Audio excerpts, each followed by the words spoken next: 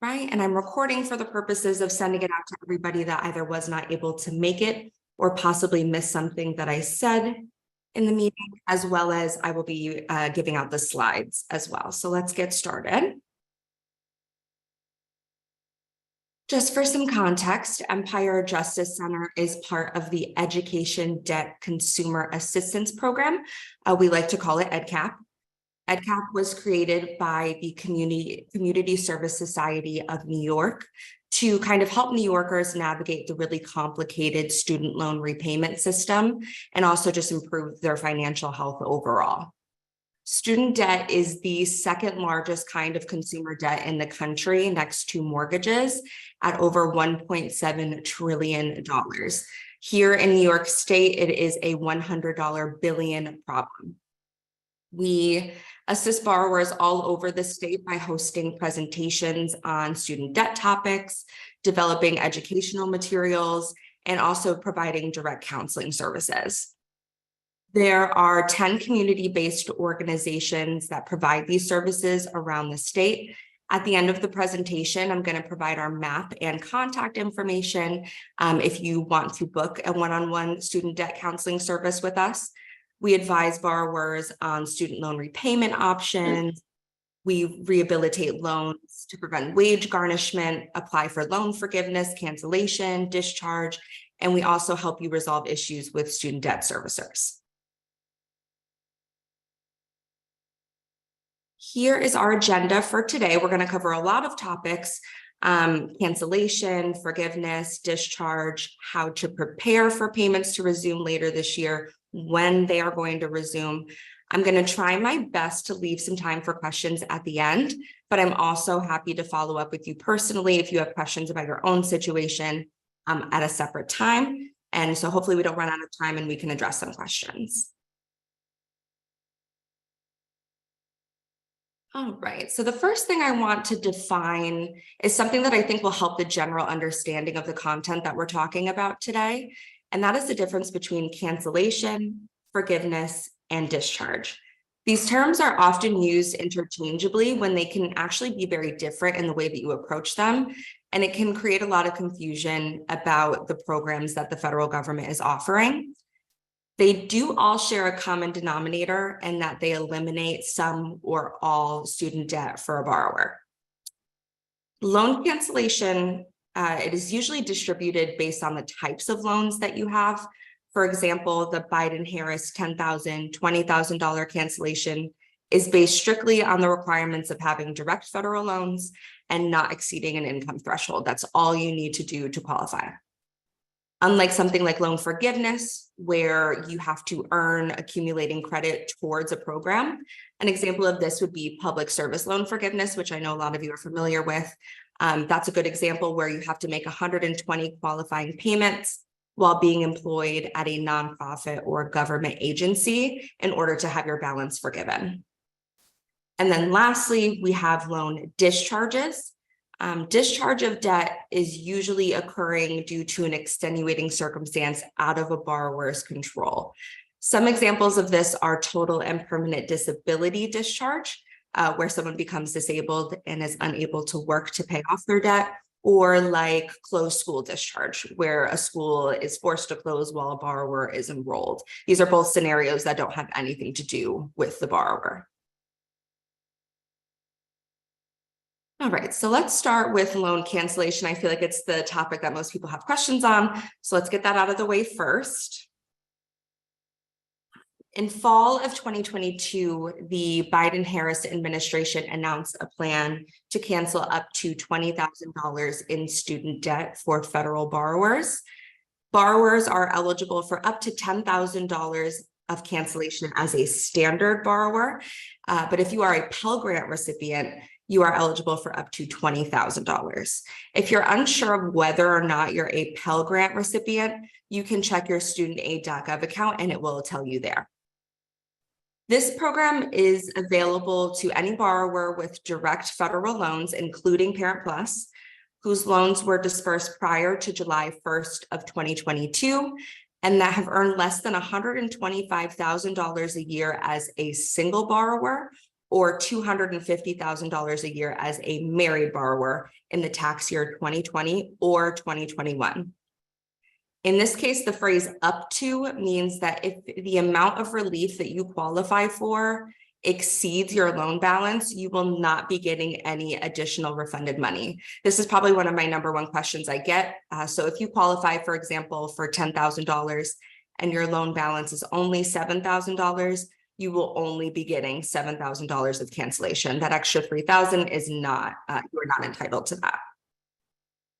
Online applications for this program were live in November of 2022. However, the entire process was halted due to a block from the courts. The Supreme Court did hear the case in February of 2023, and a decision is expected by June 30th, 2023. So just about a month away. But here are the ways that this court case would impact you. First, online and paper applications for the Biden-Harris cancellation are currently not available. If you were not able to apply back in November, you unfortunately will have to wait until the program is approved to move forward in order to apply. If you were able to file an application previously, it is currently being held and it will be processed as soon as the program is able to proceed. The current extension of the payment pause is directly linked to the decision of this court case. Payments are set to resume 60 days after the resolution of this case. If there is no resolution by June 30th, 2023, then payments will resume September 1st, 2023. So it's a bit confusing in the wording, but to make it as simple as possible, it could occur anytime between now and September 1st, but you will have a 60 days notice before payments do begin. It is likely that the Supreme Court will take the maximum amount of time to decide, mostly due to the complexity of the case, probably a little bit for dramatic effect. So most of us in the field do believe that resumption will happen closer to September 1st, 2023.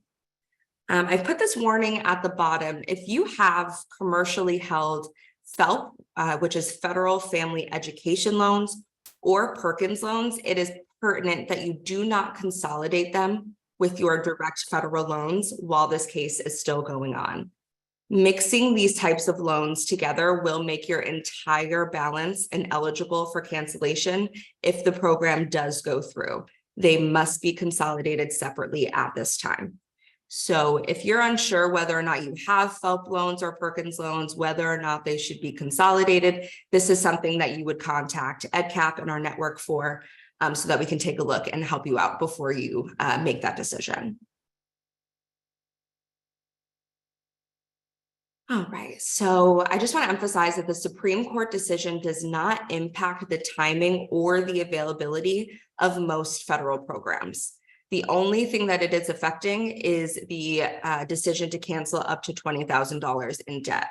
If that program is allowed to move forward, is not allowed to move forward, then you can still pursue other options to eliminate your debt, such as income-driven repayment forgiveness, public service loan forgiveness, total and permanent disability discharge, borrower defense, fresh start, which are all things that we are going to talk about today. So let's go ahead and get into those. I am going to start with the loan forgiveness options. So the first one would be the income-driven repayment forgiveness. This program forgives the remaining balance for borrowers enrolled in an income-driven repayment plan after making 20 to 25 years of qualifying payments. Your payment term on this forgiveness depends on which plan that you are enrolled in, and also whether or not you have undergraduate or graduate debt. There is no public sector or nonprofit employment requirement to receive IDRF. In fact, you could actually be unemployed and still get credit towards forgiveness on this program. When you're enrolled in an income-driven repayment plan, you are instructed to certify yearly or when your income significantly changes. So this does qualify unemployed borrowers for monthly payments as low as $0. That's still towards forgiveness. There is no application required. You just enroll in an income-driven repayment plan and make your payments on time and in full. There is a tracker available on studentaid.gov to see your progress on this program. I would say that IDRF is usually best for those with extremely high loan balances compared to their income. Realistically, you would be in a situation where it is unlikely that you will pay off your debt with just your income. The chart over to the right breaks down who is paying 20 years versus who is paying 25 years. If you are a Parent Plus borrower, you are always paying 25 years. If you are a borrower with only undergraduate loans, you will pay only 20 years. Borrowers with graduate debt that are enrolled in the pay-as-you-earn income-driven repayment plan for the entirety of your term will reach forgiveness in 20 years. And then lastly, borrowers with graduate loans enrolled in any other income-driven repayment plan will pay 25 years. So I also think something that would be helpful is to figure out what is an income-driven repayment plan. We call them IDR plans. They were created as a more affordable option for borrowers that could not afford the traditional or standard plans. There are 5 of them to choose from. They are all very different. The first is pay-as-you-earn or payee, then revised pay-as-you-earn or repayee. And then there's income-based repayment or IBR, which is split into 2 separate plans, one for borrowers with loans dispersed before July 1st, 2014, and one for those with loans dispersed after July 1st, 2014. And then lastly, there's income contingent repayment or ICR. These plans must be recertified on an annual basis, which is yearly, because they are based on your income. I could probably do an entirely separate presentation regarding these payment plans.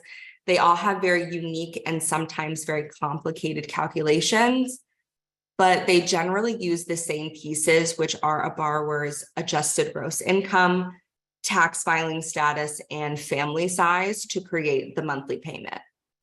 Most borrowers are not going to qualify for all 5 plans, nor are all 5 plans good for every type of borrower. For example, we advise married borrowers to avoid repayee because there is no option to calculate the payment without the spouse's income included. There are dozens of these little caveats and disqualifiers that make choosing a plan incredibly difficult, but it is important that you choose the right plan for your situation because it can directly impact how long you're in repayment or how long it takes you to reach forgiveness. Luckily, we here at EDCAP are here to help with this kind of decision, and it is very easy to switch between income-driven repayment plans on the studentaid.gov website, which I have linked here. It can be done pretty much at any time and as many times as you'd like. All right, so let's move on to public service loan forgiveness. This is a hot topic, especially for a lot of people on this call. PSLF, as we call it, forgives the remaining loan balance for borrowers working in a qualifying public service employer and after they make 120 qualifying payments, which does equate to 10 years. It does not matter what position you work in the qualifying employer, your employer just needs to be on the approved list. The list includes most 501c3 nonprofit organizations, and then federal, state, local, and tribal government agencies. Studentaid.gov does have a great employer search if you're unsure whether or not your employer does qualify. I've linked that here. You must also be enrolled in an income-driven repayment plan in order for your payments to qualify towards PSLF. All right, so what steps do you need to take to pursue PSLF? The first one would be to start accumulating credit. You need to consolidate any non-direct loans. This would be something like commercially held FFELP loans or Perkins loans. They must all be consolidated into direct loans. This application can be done in less than 20 minutes on studentaid.gov. You can also do it via paper if that's how you prefer. I would always recommend using the online tool, though. It's very easy.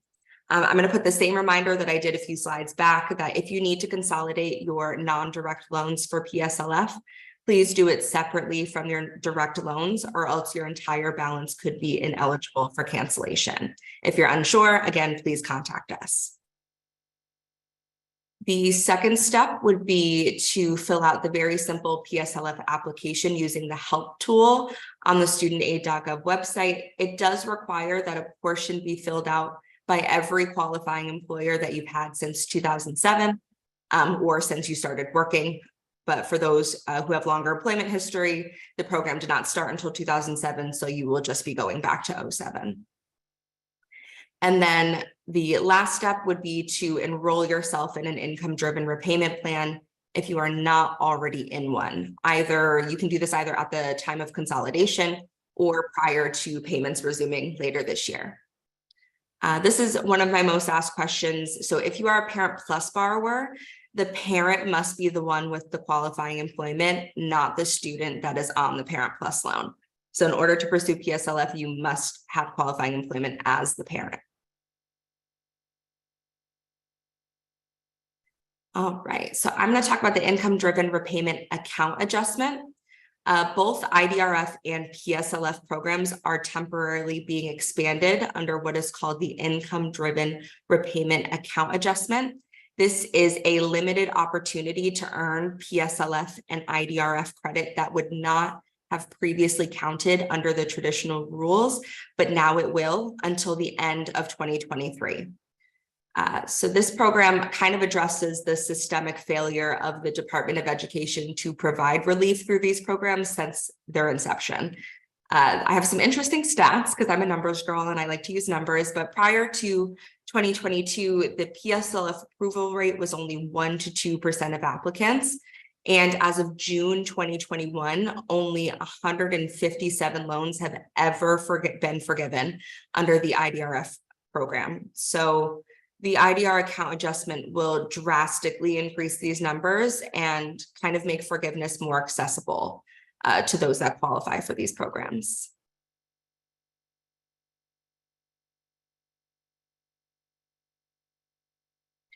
All right, so how does the IDR account adjustment impact IDRF and PSLF? So the IDR account adjustment will allow more borrowers to get qualifying payment credit towards these programs. Through this adjustment, borrowers could get credit for the following. So the first would be any periods where loans were in repayment, time spent in forbearance if the forbearance was more than 12 consecutive months, but no longer than 36 consecutive months. This one is a little strange and a bit unfair. If you ask me, I think all periods of forbearance should count, but it is meant to address borrowers that were in longer periods of economic hardship. They are also going to count most months spent in deferment prior to 2013 and all months spent in economic hardship deferment after 2013. And then we have months prior to loan consolidation, which this is a huge one because normally they would only count history after your loans were consolidated for the sake of this program. But now they're going to take a look at your oldest loans even before consolidation, which is going to give you the most credit possible. And then lastly, they are going to count credit for months that you were making payments without being enrolled in an income-driven repayment plan. This is also huge because both of these programs do require that you're enrolled in an IDR plan, but they are going to count some payments that were made without an IDR plan. So this is huge and probably, to be honest with you, the most generous that the Department of Education will ever be. I did not mention on the slide, but this is also an opportunity for Parent Plus borrowers to obtain credit towards public service loan forgiveness because they did not qualify for that special waiver that expired back on October 31st. So this is their opportunity to hop in and get some credit. There are very few scenarios that you will not receive credit for. The exceptions are periods of in-school deferment, which means the time that you are actively enrolled in school at least half time. Grace periods, which are the 6 months after you graduate school, and then also periods of default. Also for PSLF, periods where you do not have qualifying employment will never be counted. You can only receive credit if you have qualifying employment. So when and how do you qualify for the IDR account adjustment? So first off, to qualify, you have to consolidate any non-direct loans that you have before December 31st, 2023, so the end of the year. If you already have direct loans, then you don't need to do anything. Credit will automatically be applied between now and 2024. And then third, if you still need to apply for PSLF, if that's what you're going to pursue, then you need to do that before the end of the year as well, before 12/31. The Department of Education has kind of been a bit cryptic about when they're going to begin getting everyone's accounts adjusted and up to date. But they did say between now and mid-2024, everyone who qualifies should see their adjustment happen. We kind of know through our connections with them that their plan is to start with borrowers that have the oldest loans who could possibly be closest to forgiveness under IDRF or PSLF. Then they're going to work their way up. They are advising that if you believe that you've hit forgiveness prior to August 1st, 2023, then your loans will likely be forgiven before payments resume. I've seen this happen so far in 2 of my clients personally, so they are working on it as we speak. If you won't hit forgiveness until after August 1st, 2023, or you're still working towards it, then your loans will not have been adjusted before payments resume, more than likely. Right, and then I'm also going to address teacher loan forgiveness. This one is a little less common just because it is so expensive to become a teacher and the education required. The debt is usually relatively high, but some people do pursue this option. It is a program specifically for teachers that allows them to earn credit towards forgiveness of part of their loan balance. The program allows for forgiveness up to $17,500 after 5 consecutive years of service as a teacher at a low-income school or educational agency. Most borrowers that are eligible for teacher loan forgiveness are also eligible for PSLF. So you do have to choose because you cannot pursue both at the same time. We recommend that borrowers who qualify for both but have a low loan balance that they pursue TLF because you can eliminate your debt faster than you would on PSLF. But borrowers with a higher loan balance are better off pursuing PSLF because there's no limit to the amount that can be forgiven at the end of the 10 years. So it kind of can be a difficult choice to make. However, most are going to pursue PSLF because, like I said, it's not cheap to become a teacher, and most have balances over $17,000. All right, let's move on to types of loan discharge. I'm going to move through this relatively quickly because the scenarios are fewer and far in between. As we discussed earlier, discharges usually occur in circumstances outside of a borrower's control. Most people on this call will not fall under these categories, but if you believe that you might, please contact EDCAP and we can assist you with pursuing any of these types of discharges. So first, there's a total permanent disability discharge. This would discharge an entire loan balance for a borrower that becomes disabled and unable to provide for themselves. The disability must be proven with documentation from a physician. There are exciting expansions coming to this program in July of 2023 as part of the COVID efforts that will make it much easier to apply and keep this kind of discharge. So if you think that you might apply for this, just let us know. Then we have borrower defense to repayment, or BDR, which occurs when a borrower's school misleads them or engages in some form of misconduct. The application process for borrower defense is very lengthy and can often take months or sometimes years for a decision. I have a few clients that I'm working with that are currently in the process. It can be very daunting, but it is worth it to have your balance forgiven completely if your case does end up being valid. And then we have closed school discharge, which I talked about earlier, pretty self-explanatory. If your school closed while you were actively enrolled or within a certain time frame after you withdraw, then your loans could be fully discharged. And then lastly, we have death discharge. I, of course, hope that this does not apply to anyone on this call, but when a borrower does pass away themselves, or for a parent plus borrower, if their child passes away, then the debt will be fully discharged.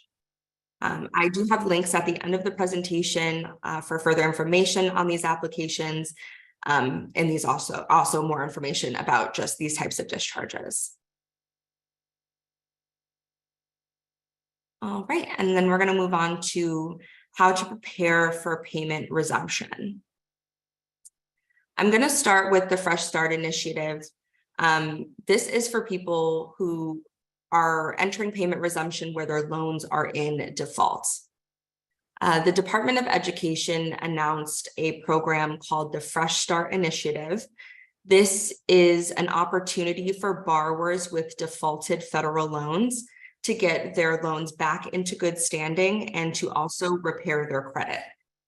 Borrowers must opt into this in order to participate, and they have until 1 year after the payment pause ends to do so. The Department of Education loves to do this 1 year after the payment pause. Obviously, we do not have a date for the end of the payment pause. However, you will have 1 year after that date is announced in order to opt in. During this year-long period, collection activities will remain suspended for these loans. If you'd like to opt in, you would have to do the following. If you plan to continue your education, you must apply for FAFSA and enroll in school at least half-time. By doing this, your loans will automatically be transferred to a new servicer and placed on in-school deferment. If you do not plan on going back to school, you must contact your debt collector directly. In most cases for federal loans, this is going to be the Default Resolution Group, or DRG. I put their contact information right there. Or you can also apply online at myeddebt.ed.gov. The entire process, whether you do it online or if you decide to speak to an agent, takes about 15 minutes. You must request that your loans be transferred to a new servicer, and they're also going to make you enroll in a repayment plan. IDR plans are available as an option as well when you pursue Fresh Start. You will not be required to pay immediately. You just have to sign up for a plan in order to get your loans out of default. After you opt into the Fresh Start program, your default should be automatically removed from your credit history. Right, I'm just going to take a brief pause and check for questions. Let's see here. Just going to look at the chat briefly. Hi, Jordan, we do have some questions. Yeah, absolutely. I've been keeping track. Okay, so there were a couple clarifying questions. Yeah. Going back to slide 15, I think there was a question about, can you explain what you mean by recertify? Yes, absolutely. So recertification is just filling out a form once a year. It's usually on the date that you signed up for the IDR plan, and you just go back onto the studentaid.gov website and you fill out a short form. If your income changed, you would just report your new income. If it didn't, you just say that it did not, and then they adjust your payment accordingly. And so you do that every year. Great. So another question, back to that same part, if you, do you have to start over if you switch to a different plan under IDR or payee? Okay, so I assume by start over, you mean, does your forgiveness progress start over if you change plans?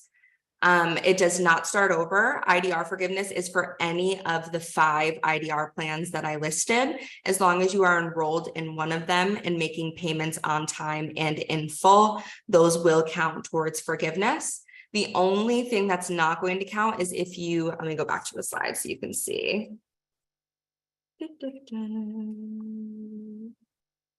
Okay, so the only thing that is not going to count is in this scenario right here. If you remove yourself from the payee plan and you have graduate loans, you will be paying 25 years rather than 20 years. So if you enroll in payee and you have graduate loans, you want to stay in payee the entire time in order to qualify for a 20-year payment term. If you want to be on a different plan, a cheaper plan, then you would pay 25 years. Great. So this is in the same realm, so I'll ask it now. I was in IDR for 20 years. Recently, when my loan switched from Nelnet to Mohila, I am now on standard. Should I switch back? Should I switch it back to IDR? Yeah, so if you want to remain on the IDR plan, then you would just go ahead. You can do it through studentaid.gov. You can do it through Mohila, whichever you prefer. Just before payments resume, get yourself on the plan that you want to be on. So yep, you would go ahead and switch that. Okay. Someone else asked, did I hear that there was a payment plan that you did not have to consider your spouse's income in the payment amount?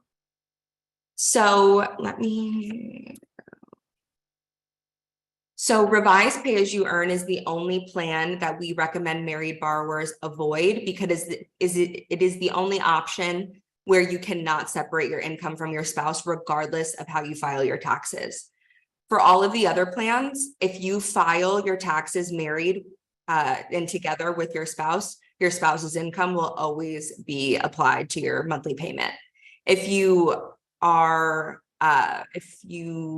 file married separate, then any of these 4 plans other than revised pay as you earn, you can have your payment calculated separately, if that makes sense. Okay. One more, so they keep coming in. I know you want to get going, but these are all sort of in the same vein. So I'll Absolutely. ask you. Yeah, we can ask them. Did you have to recertify your income during PSLF?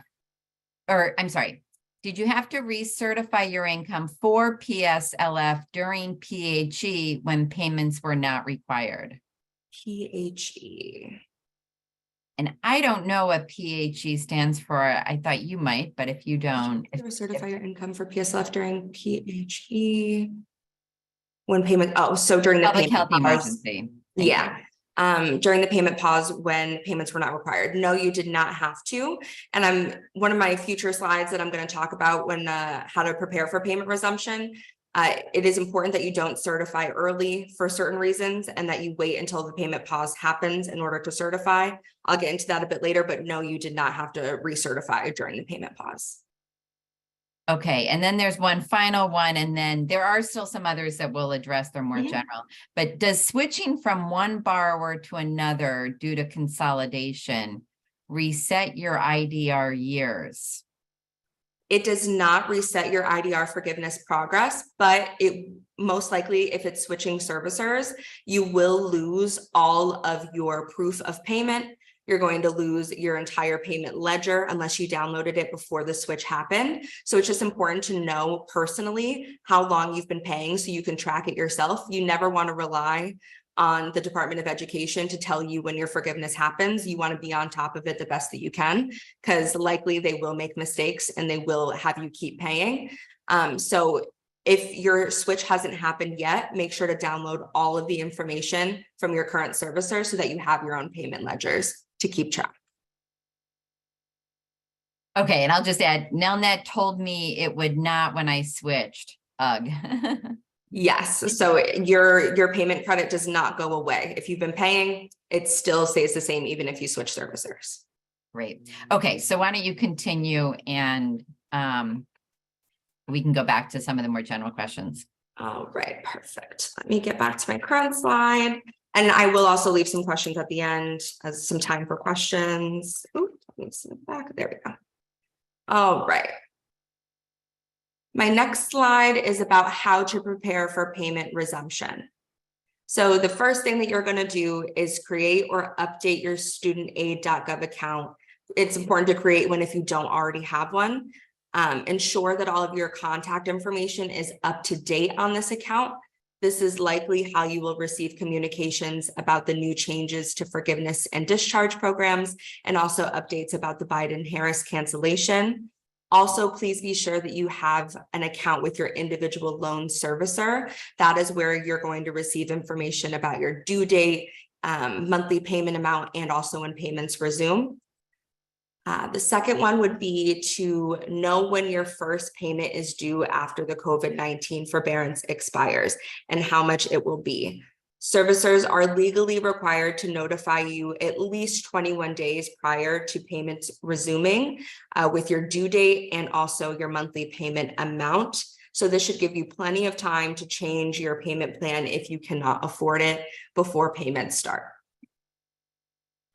Then we have enroll in the best repayment plan for your situation and make sure that it aligns with the requirements of your forgiveness program if you do choose to pursue one. And then next would be to prepare your bank account. Auto debit arrangements from March of 2020 are where they're going to try and pull from unless you have changed it. Make sure it is now the right information and that you have sufficient funds to cover those payments. And then number 5, I think, is the most important. Be strategic with your IDR recertification. Borrowers who were eligible for the COVID-19 payment pause are not required to recertify their plans until 6 months after payments resume. If your income hasn't changed or it has increased since March of 2020, do not recertify until you absolutely have to, or else they will raise your payment prematurely. If your income has significantly decreased since March of 2020, or you have lost your job, then you should recertify as soon as possible before payments resume so that you can get your payment as low as possible. Right, and then I am just going to address briefly some loan servicer changes. COVID-19 has caused a lot of changes in the world of loan servicing. Many servicers have shut down or merged with other servicers. The first one is FedLoan. They stopped servicing all federal student loans entirely in 2022. They used to hold all loans pursuing PSLF, but now those have been transferred to MOHELA, which I'm sure a lot of you have heard. If you are pursuing PSLF, MOHELA will be your new servicer. You unfortunately don't have an option. The second one would be Navient, transferring all of their loans directly owned by the Department of Education to AidVantage. If your loans are still with Navient, they are either commercially held FFELP loans or private loans. They no longer service federal loans. And then lastly, Great Lakes was acquired by Nelnet, and they are still in the process of transferring all of their portfolios over to Nelnet. So if your process has not happened yet, if your switch hasn't happened, please download all of your records that you have from Great Lakes. Generally, any loan servicer change, I recommend doing this. Once it is transferred over, it is not easily accessible. You have to call them and it has to get mailed to you or emailed to you. They do not carry any of the previous account info except for your loan balances and what payment plan you are on sometimes. Right, and so this is the map that I was talking about earlier. I've probably said this 5 times throughout this presentation, but all of our student debt counselors, including myself, are trained to help with this very specific issue area. We've helped thousands of borrowers since our program began in 2019. On the screen is the EDCAP network map. Please contact the organization listed in your area to create an appointment for a free unbiased one-on-one student debt counseling session. I am personally the counselor for the Albany, Rensselaer, Schenectady, Saratoga, Westchester, and Washington counties. So if you're located in any of those areas, you can contact me at 518-935-2849 or at studentdebt@empirejustice.org. So I'll leave this up for a minute, but again, I'm sending these slides around and also a recording of the presentation. So if you don't catch it now, you can go ahead and catch that later. And then I have 3 pages of resources and links related to every topic that I covered today. All websites, applications, other resources. I'll be sending these slides out where you can actively click the links and it'll bring you right to the page. So here's that. And now I'm leaving time for some Q&A because I know there's probably a few more questions. We covered a lot of information today. So Jordan, why don't you put the map back on of the state? So there was a question before you put that back on, how can somebody make an appointment and get help? So I think you explained that. There were a couple questions about all the counties that are not currently covered specifically by one of the EDCAP agencies. What is your suggestion if folks are from those counties? So if you do not have one of these, if you don't see your county listed here, then that means they are being covered by our parent organization, Community Service Society of New York. You can call this number. Anywhere in green where you don't see one of these blue dots can be addressed here at this number. Yes. And I would just like to add that Community Service Society is trying to get the entire state specifically covered. This is a new program, as Jordan mentioned, and all of these community-based organizations received funding for the first time this past year. So the hope is to continue to grow this network and strengthen it statewide. But there is still a number, Community Service Society, if you're in a county that does not have a community-based organization located there.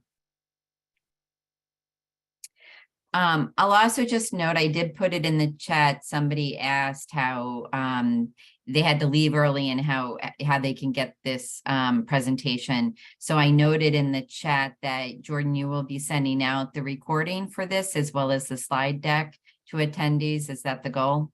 Yep. So within the next day or so, we're going to download this presentation, edit it, chop it, make sure that it's concise. And then we will send it out to everyone who registered for the webinar, as well as the slide deck, where you can click on all of the links that I've provided. Great. So another question came in, again, before you listed all the resource pages, but it was specifically in response to your response to the question about the IDR when their servicers were switched. Mm-hmm. And you noted that the past payment should still count towards it. Somebody asked, is there a way to get that specific information?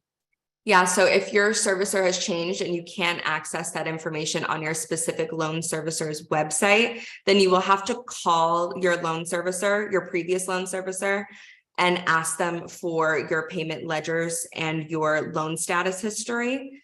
They have been emailing it to some people, and then some of my clients have had it physically mailed to them, which to me is just very funny. But so yeah, you will have to specifically request it if it's not available on your servicer's website. Great. There was an additional question about Corinthian College specifically. So Everest was a college under Corinthian located in Rochester. It was a for-profit college that closed. The Everest branch in Rochester closed. So the question is whether or not there are any updates on the approved discharge regarding Corinthian College case. I did, let me just see here. For defense. I thought I did. So there was an update. Let me just I'm just going to go on studentaid.gov and show you what the page looks like. Because they do have a specific update page. And I did see something about Corinthian College recently. Let me get my share correct. Sorry, guys, just bear with me.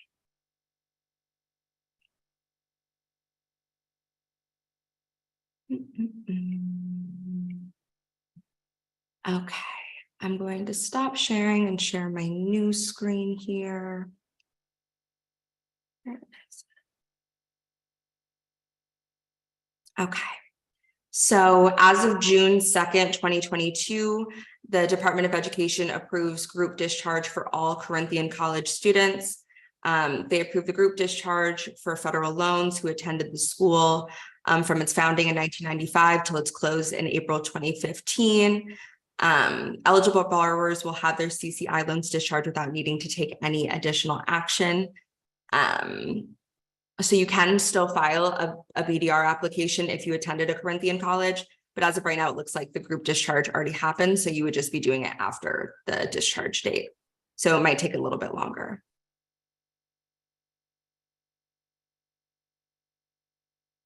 Great. I don't see any other questions. Does anybody else have any other questions they'd like to ask?